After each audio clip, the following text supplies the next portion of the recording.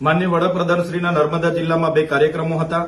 અને એ કાર્યક્રમોમાં કયા વિભાગ દ્વારા કેટલો ખર્ચો કયા પ્રકારની કામગીરી માટે કરવામાં આવ્યો છે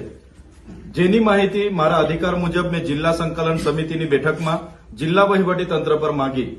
જેને લઈને મનસુખભાઈ વસાવાના પેટમાં તેલ રેડાયું। એમણે પત્રકાર પરિષદ યોજીને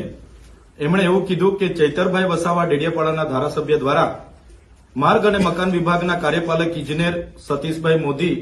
જેમને ડરાવવામાં ધમકાવવામાં આવ્યા છે અને 75 લાખ રૂપિયાની માંગણી કરવામાં આવી છે અને એ વાત એ કાર્યપાલક ઇજનેરે કલેક્ટર શ્રી નર્મદાના એસકે મોદીજીને કીધી અને એસકે મોદીજીએ